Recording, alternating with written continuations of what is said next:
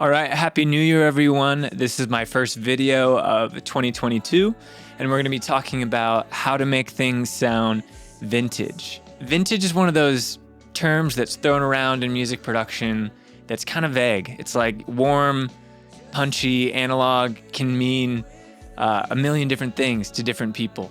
So it's pretty wide open in terms of how you want to interpret that. But I think there are 3 steps to get you in that direction.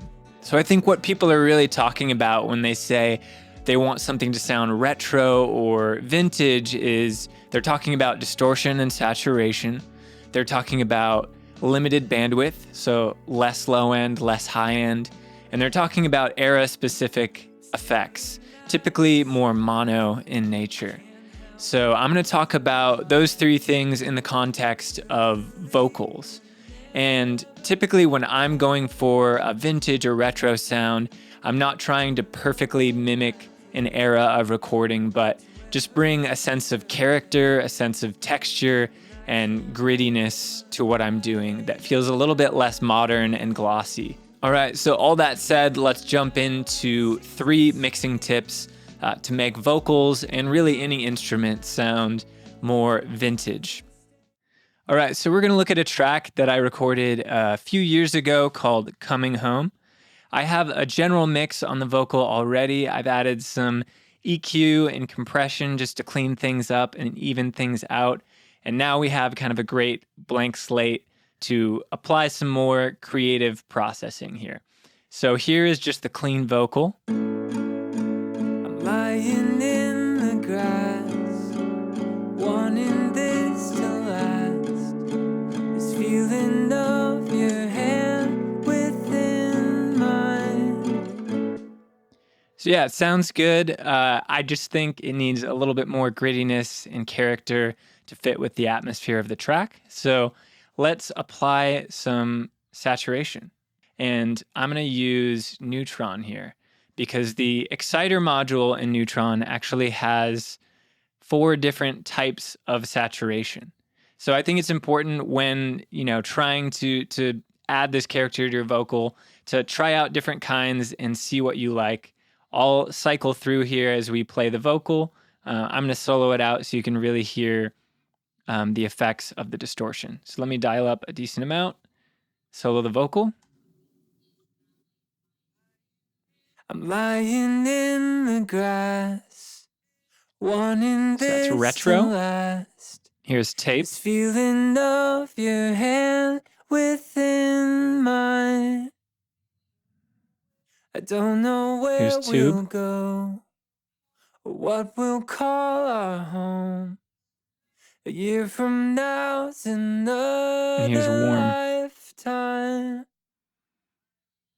I'm lying in the grass, wanting this to last. Awesome. So as you can hear, each type of distortion has a different kind of tonal balance to it, different characteristics, different breakup points. Retro seems to be one of the more aggressive ones here. I actually really like both tape and retro. So I think for this, I'm going to go right in between. But be sure to experiment, see what you like. Don't be afraid to use even multiple stages of saturation. Often with older recordings, the reason they sound that way, the reason they have distortion is because they're getting it from pretty much every stage of the recording process. From the microphone, whether it's tubes or transformers, from the preamp, from the compressors, and from the tape that they're recorded to. So one vocal might get saturation from multiple stages of tubes, transformers, magnetic tape, etc. In the old days, this was kind of a limitation because there was no undo button. But for us now, it's great because we have the ability to add all these things after the fact and not deal with, extraneous noise and not being able to kind of undo what we did. So I'm going to play the vocal back and dial in the right amount of saturation to my taste, at least. So I'm going to cycle through a couple times, try to dial this in. I'm lying in the grass, wanting this to last. This feeling of your hand within mine. So I like to find the breakup point and just kind of see what the character is of that distortion If it's too much, you can back it off. You can also back off the wet dry and do it in parallel if you want a more subtle effect.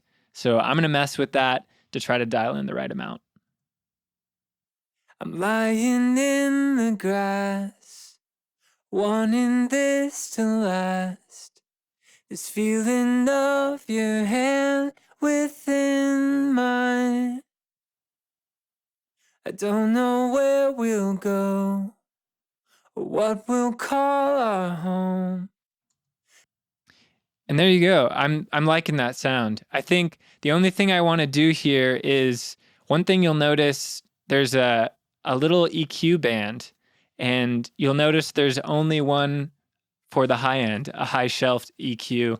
And the reason that's there is because you're exciting the harmonics, you're creating a lot more, frequency information in the high end of the vocal, and you might want to back that off a little bit. So I'm going to mess with that as well, kind of darken the distortion that I'm getting until it's sitting right for me. I'm lying in the grass, wanting this to last. This feeling of your hand within mine. I don't know where we'll go, or what we'll call our home. Awesome, and I think I'm just going to back off the wet-dry blend a little more. I'm lying in the grass, wanting this to last. This feeling of your hand with... Cool, I think that's a good starting place. So that is saturation. All right, next we're going to go to EQ. So just like in the previous stage, we rolled off some of the high end, or rather we used the shelf to kind of bring some of that down. If you want to take it even farther back in time, you can add a low pass filter and filter off even more high end. Inevitably, with older recordings, with using tape and using this different equipment, you would lose high end in the process. So naturally, modern recordings just have a lot more high frequency content than older recordings. So I'm going to experiment with a low pass filter and bring it back until it feels, like it's with the character that I'm looking for, not too dark, but not too modern either. I'm lying in the grass, wanting this to last. This feeling of your hand within mine. I don't know where we'll go, or what we'll call our home. A year from now's another lifetime. Awesome. So I like that. But one thing that you run into when rolling off the high frequencies is you can start to push the vocal farther back in the mix. So another thing I like to do is just bring up a little bit more presence in the upper mid-range. So I don't want to boost too high around where the sibilance is, but kind of down in the 2K to 4K range. I have a pretty broad band here. And I'm just going to search around until I find that the vocal is just coming forward a little bit without, becoming too bright again and kind of undoing the high frequency roll off I just did.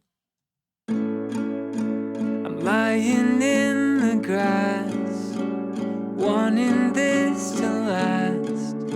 This feeling of your hand within mine.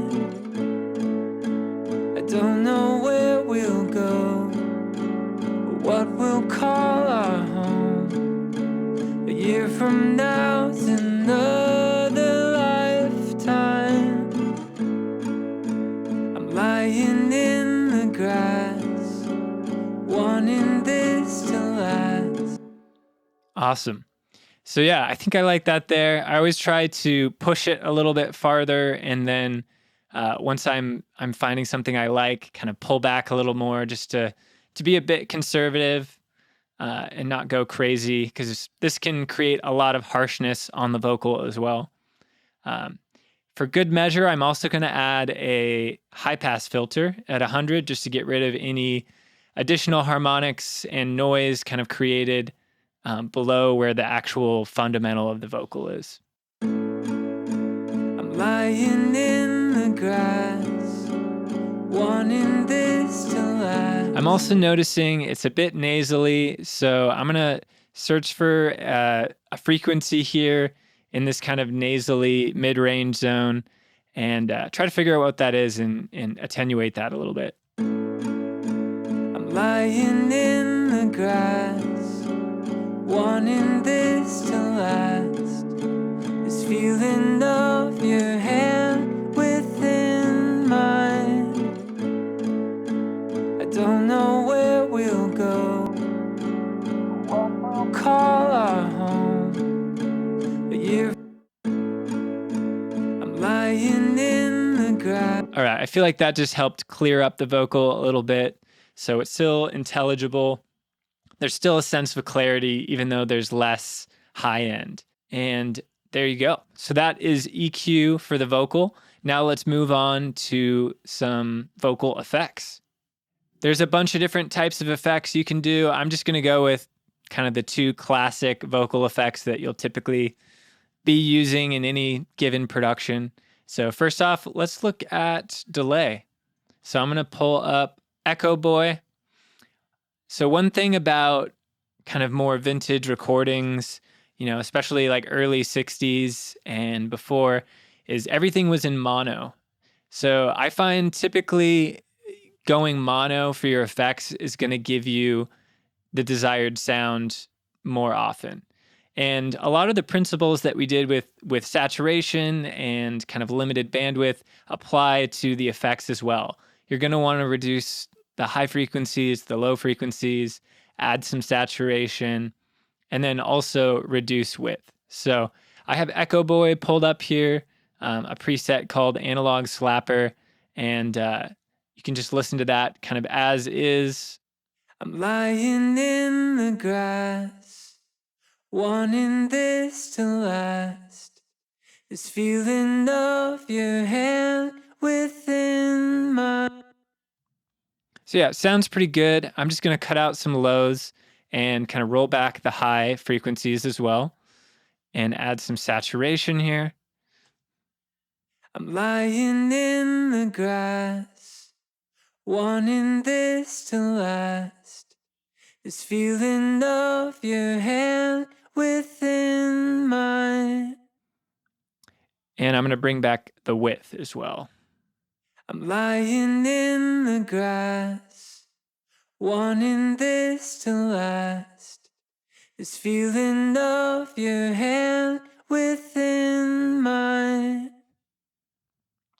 So that's sounding good to my ear. Let's move on to reverb. So I have a single band EQ here just to cut everything below 500 hertz so that we're not creating any muddiness on the reverb send. And I have just a stock kind of vocal plate reverb here pulled up through Logic. So let's hear how that sounds without kind of any modifications, really. I'm lying in the grass, wanting this to last. This feeling of your hand within mine. So I'm going to add a little bit of distortion and roll off high frequencies before it goes to the reverb. This is a trick that I like to do. Sometimes I add saturation after the reverb. Sometimes I add it before. Both kind of give you a different vibe, so experiment and see what you like. For this, I was playing around with it, and I liked adding a little bit more saturation before, kind of rolling back the high frequencies with a gentle slope at 5,000 hertz. And here's how it sounds. I'm lying in the grass, wanting this to last. This feeling of your hand with. So yeah, it kind of helps push the reverb back behind the vocal a bit. but it's still fairly modern sounding to my ear. So one trick that I never really realized until, the last couple years really of mixing is how much of a difference it makes to make your reverbs more narrow. So I'm going to dial this back to about 30%, and kind of automatically it just feels older. It just feels like old school reverb, and it sits in the mix kind of nice and far back, and you hear it more as a creative effect rather than a realistic ambience. I'm lying in the grass, wanting this to last.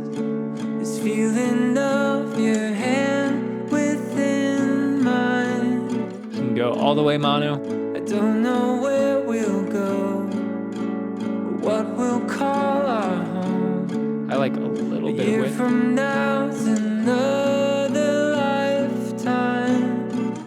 All right, so that's sounding really good to my ear. I really like the vibe. I like the darkness and grittiness of the vocal and the reverb.